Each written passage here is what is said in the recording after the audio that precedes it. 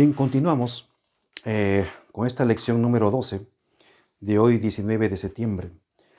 Hay muchos versículos que han venido en la lección. Les he clasificado porque son los que están más cercanos al tema. Veamos ahora en Isaías. Isaías capítulo 11. En esta última parte. Sobre el remanente tenemos que puntualizar que a través de todos los tiempos, desde el Antiguo Testamento, en todo lugar, para depurarlo al pueblo, los echó, hermanos. Es decir, cuando estuvieron en casa, tuvieron tiempo y tuvieron protección y gozaron de una libertad y paz relativa ahí, por lo general hicieron lo malo. Porque la abundancia y las libertades no son instrumentos, no son aliados para depurar al pueblo, sino son las diásporas, son esos procesos duros, ¿no? Las persecuciones, por ejemplo, solamente en las persecuciones salía un remanente purificado como el oro refinado en fuego. Dios, dice el apóstol, que todas las cosas que nos suceden para bien, solo para bien. Eso nos ayudan en esos tiempos, ¿no? Asimismo, acontecerá en aquel tiempo que Jehová alzará otra vez su mano para recobrar el remanente de su pueblo, que aún quede en Asiria, Egipto, Patros, Etiopía, Elam, Sinar y Hamat, y en las costas del mar.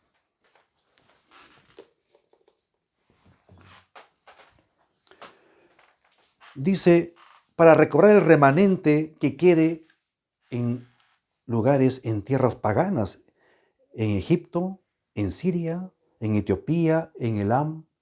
¿Por qué? Porque vienen mejorados después del látigo, después de las diásporas.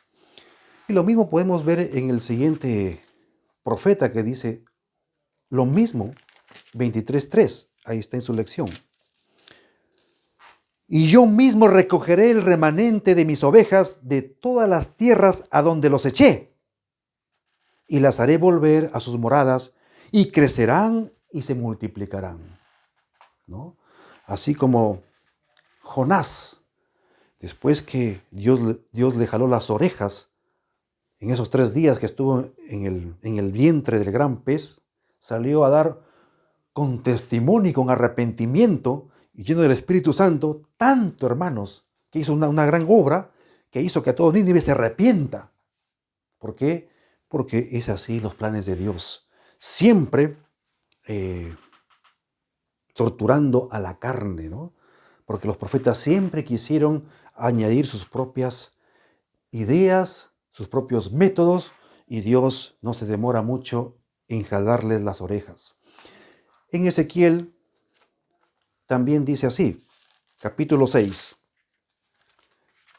Estamos en el remanente y su misión. Y pondré los cuerpos muertos de los hijos de Israel delante de sus ídolos, y vuestros huesos esparciré en derredor de vuestros altares. En el 8, mas dejaré un resto, de modo que tengáis entre las naciones algunos que escapen de la espada cuando seáis esparcidos por las tierras. Siempre hay un resto, hermanos. Pero es torturoso, hermanos, la vida del cristiano, ¿no? Es torturoso. Aquí, por ejemplo, la iglesia donde tuvo pues un espacio, la séptima, un espacio y un tiempo de bonanza, de prosperidad, de adelanto y descubrimientos, hermano, no tiene nada loable, ¿no? Pero mientras tanto, en el resto, hermanos, tienen mucho de loable, mucho que podemos copiarnos y imitar. Pero nos tocó en esos últimos tiempos. Así también, estando en las vísperas de la segunda venida, la iglesia, hermanos, se caracteriza por su ego. Así como en las vísperas de la primera venida, el pueblo se caracterizó por su ego, los fariseos, por su orgullo no lo reconocieron, por su arrogancia, ¿no? Ellos no querían reconocer que el hijo de un carpintero era el Mesías para ellos, ¿no? Y Dios le dice, hipócritas, sepulcros blanqueados, ¿no? Así sucede, como en las vísperas de la primera venida, así será, la iglesia experimentará en la segunda, cerca de la segunda venida. Qué triste. Pero hay una advertencia, que los que acatemos la advertencia, mejoraremos. Tu iglesia y mi iglesia mejorará. Porque estamos orando, estamos haciendo plegarias, ¿no? Estamos orando. Todas las enfermedades que nos han venido es para ponernos no solamente más disciplinados, ¿no? Sino ser más obedientes en el Espíritu. Sigamos. En Apocalipsis 12:7. Son versículos de la lección. Apocalipsis 12:17. Entonces el dragón se llenó de ira contra la mujer y se fue a hacer guerra contra el resto, contra el remanente de la descendencia de ella, los que guardan los mandamientos de Dios y tienen el testimonio de Jesucristo. Siempre hubo un remanente apartado por gracia que abundó en buenas obras, no para salvarse, sino porque ya eran salvos. Aquí está la constante, buenas obras, buenas obras. Aquí está llenos de fe, las buenas obras, ¿no? Porque fue una iglesia que creyeron en Jesucristo, de verdad, que es único garante, su justicia, su Salvador. Entonces ellos pudieron avanzar con mucha eficacia. Y aquí está pues, los que guardan los mandamientos de Dios y tienen el testimonio de Jesucristo. La armonía entre la ley y el Evangelio. Bien, ahora vamos a ver cómo el apóstol Pablo cita a Isaías. Lo que Isaías dice, él mismo como la Biblia es una unidad, solamente es por cuestión didáctica la división entre Antiguo y Nuevo Testamento. Pablo cita a Isaías sobre el concepto de remanente. Él lo saca de allá, de atrás, del Antiguo Testamento. Dice 9, está en la lección también, 9:27. 9:27 de Romanos. También Isaías clama tocante a Israel.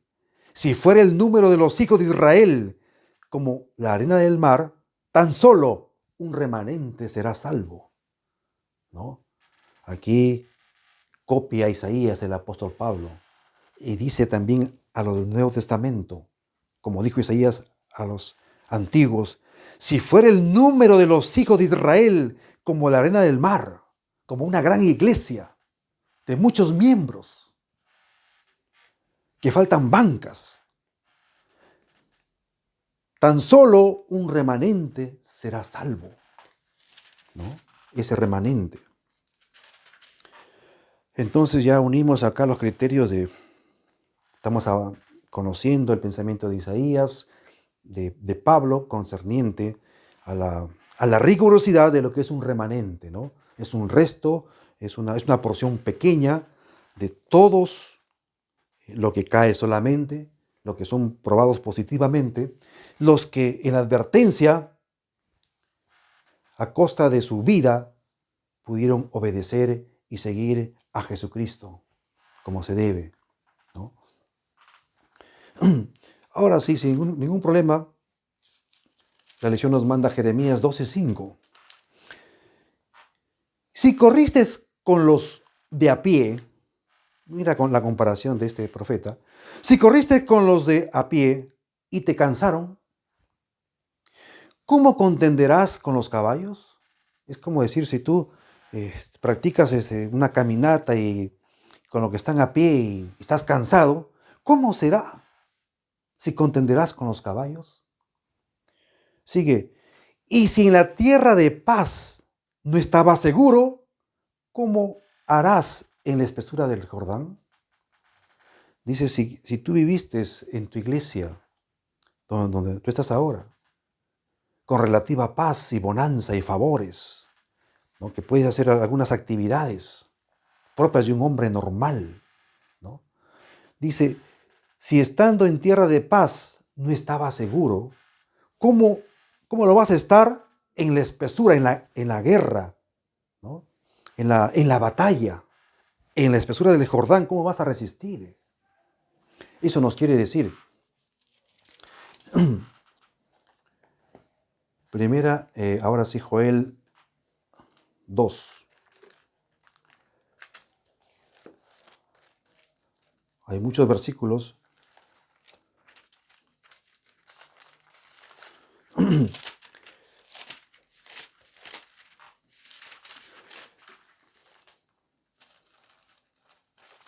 Aquí está, capítulo 2, versículo 32.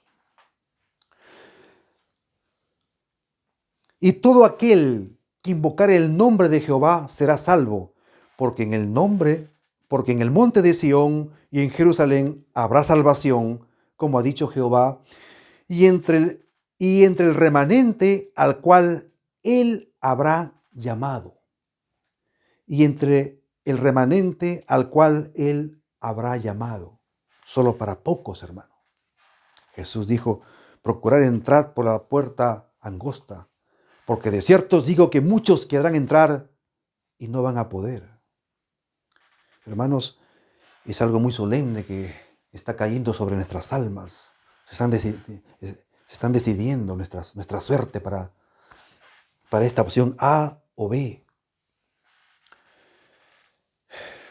Dios nos guarde en su divino amor. En Primera de Reyes,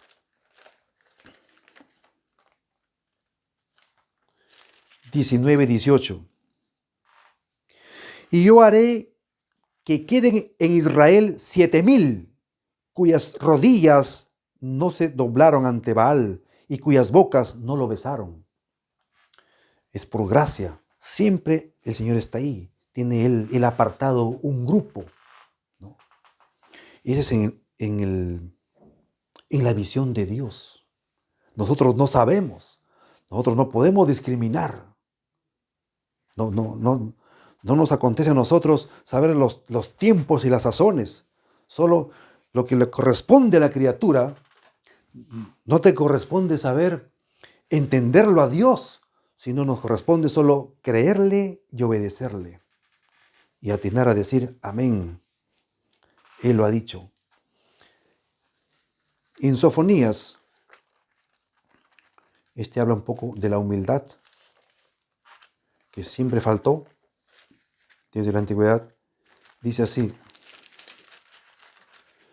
Sofonías capítulo 3, 1, 2 y 12. La lección solamente clasifica versículos que necesitamos. Eso está bien. Así ha hablado Jehová de los ejércitos diciendo, este pueblo dice, no ha llegado aún el tiempo de la casa de Jehová será reedificada.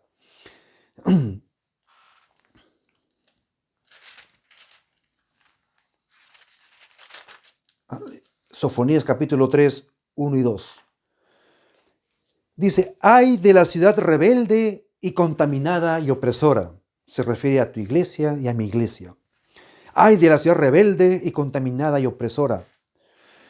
No escucha la voz, ni recibió la corrección. No confió en Jehová, no se acercó a su Dios. Y dejaré en medio de ti un pueblo humilde y pobre. Versículo 12. Y dejaré en medio de ti un pueblo humilde y pobre, el cual confiará en el nombre de Jehová. Tendrá fe, creerá y le seguirá.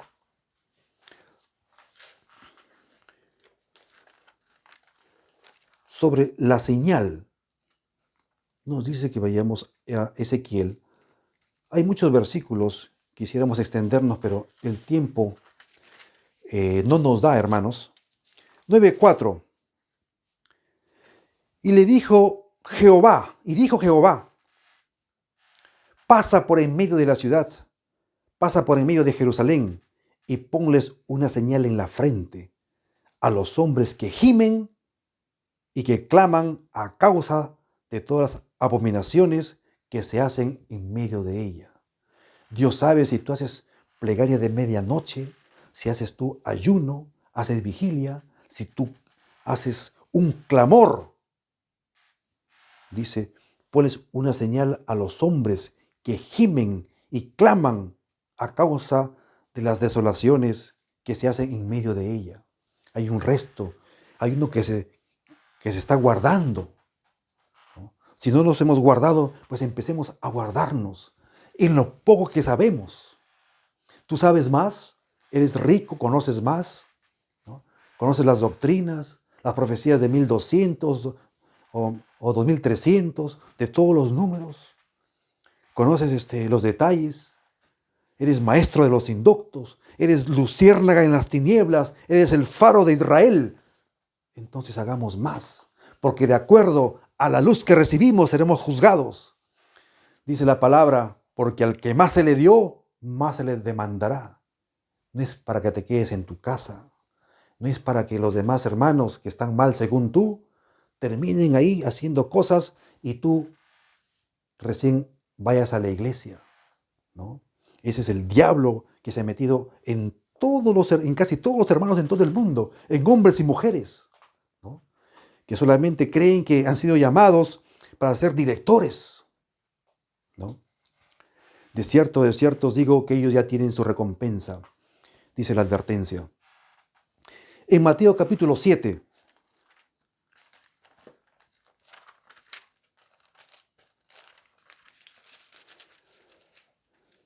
7:12. Así que todas las cosas que queráis que los hombres hagan con vosotros, así también haced vosotros con ellos, porque esto es la ley y los profetas. Entrad por la puerta estrecha, porque ancha es la puerta y espaciosa el camino que lleva a la perdición, y muchos son los que entran por ella. Porque estrecha es la puerta y angosto es el camino que lleva a la vida, y pocos son las que la hallan.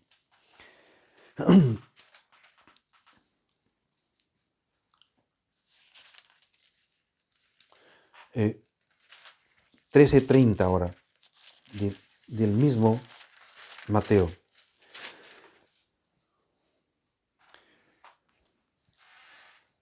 Aquí hay una parte de la parábola solamente nos indica la lección. Tenemos que hablar muy rápido esto. Dice, dejad crecer juntamente lo uno y lo otro hasta la siega. Y al tiempo de la siega yo diré a los segadores, recoged, Dios. Recoged primero la cizaña y atadla en manojos para ser quemada, pero recoged al trigo en mi granero, al resto.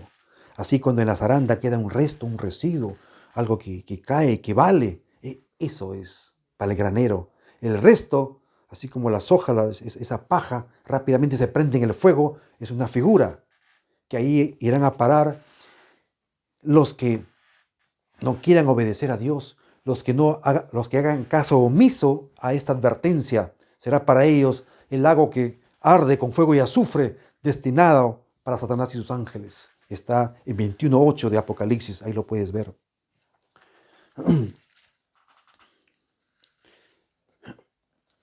En cuanto al trigo y la cizaña, una vez creo que tú también has investigado acerca de esto. Estas dos plantas son diferentes, pero en las raíces se mezclan, hermano, abajo. Tú no puedes darte el lujo de arrancar una porque arrancas el trigo. Este es un misterio. El maestro puso este ejemplo. Y cuando crecen, hasta cierto punto, son iguales. Tú no puedes discernir quién es el trigo y quién es la cizaña. Pero cuando está maduro, uno se dobla y tiene su brillo y su tersura. Entonces es época de la siega. Pero mientras tanto, si tú quieres sacar uno de ellos, saldrá el otro y pierde las dos cosas. Por eso que el Señor sabe y todo hará a su tiempo, ¿no? Este es un misterio que también lo ha revelado en esta parábola. Y por último, y con esto ya terminamos y tenemos los párrafos, algunos párrafos que te voy a leer en Apocalipsis 14:12, ¿no? Sí.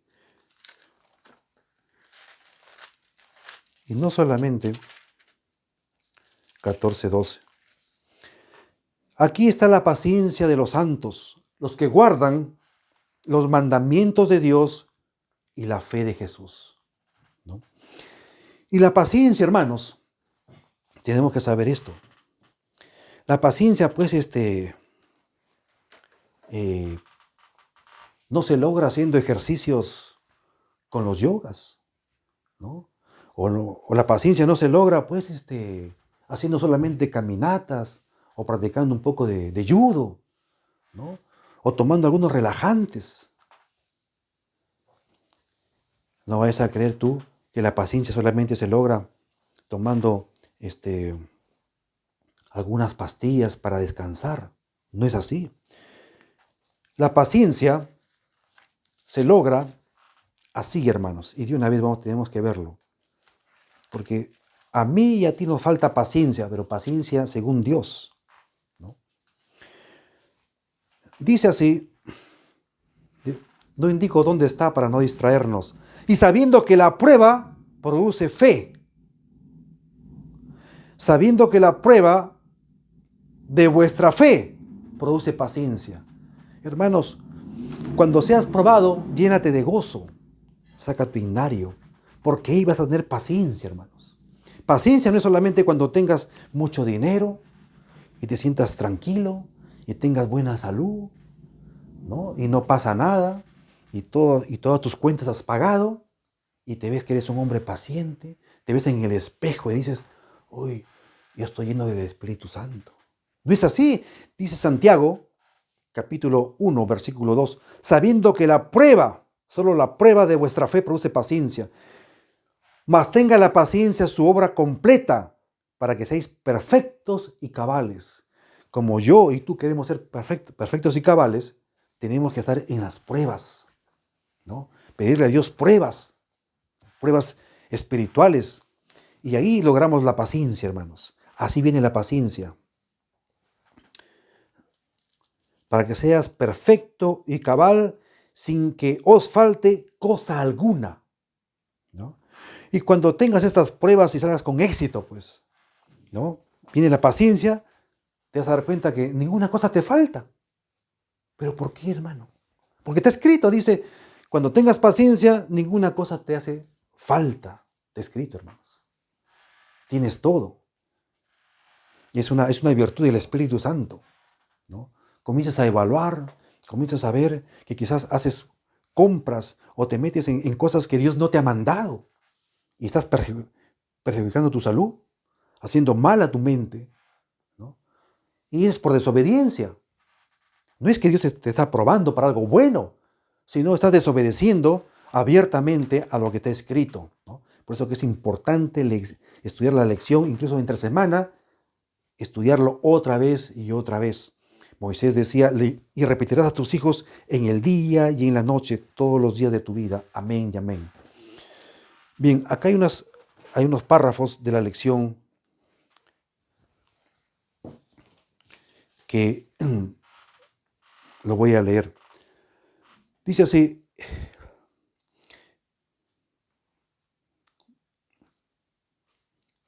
atención, esto está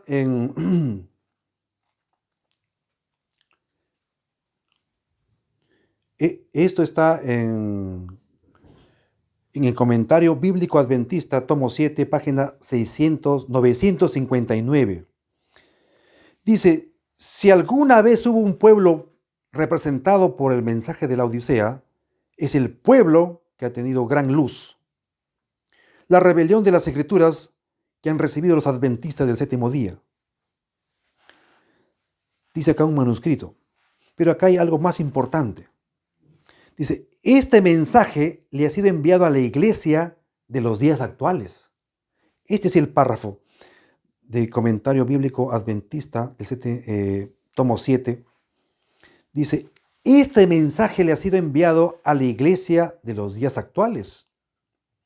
Luego, a los miembros de nuestra iglesia que lean todo el tercer capítulo de Apocalipsis y lo apliquen.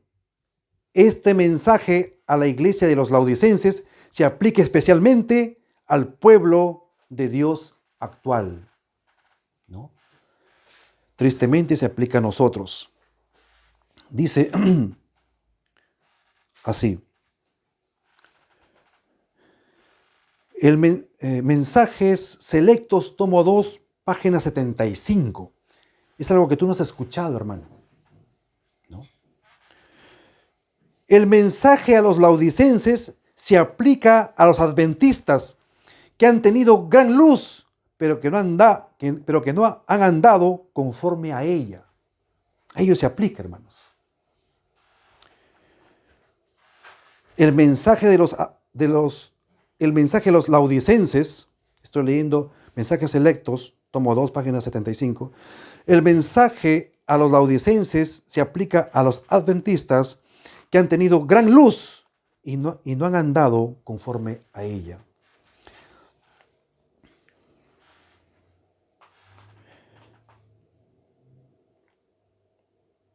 Ahora sí, otro párrafo. Testimonio para la iglesia, tomo 3, página 24. Dice, sin embargo, entre nosotros escasea mucho la humildad bíblica, escasea mucho la paciencia, escasea el amor, la abnegación, la atención y el espíritu de sacrificio. Necesitamos cultivar la santidad bíblica. El pecado prevalece entre el pueblo de Dios. No se recibe el claro mensaje de amonestación a los laodicenses. Y ahora testimonio para la iglesia, tomo 3, 260. El pueblo de Dios debe reconocer su maldad, despertarse a un celoso arrepentimiento y apartarse de los pueblos, de los pecados que lo han llevado a una condición tan deplorable de pobreza, ceguera, miseria y terrible engaño. Me fue mostrado que el agudo testimonio debe vivir en la iglesia. Esta es la única respuesta aceptable a los laodicenses. El mal debe ser reprendido, el pecado debe llamarse por su nombre y a la iniquidad debe ser afrontada con rapidez y decisión y echada de nosotros, del pueblo de Dios. Y lo último, hermano, con esto terminamos.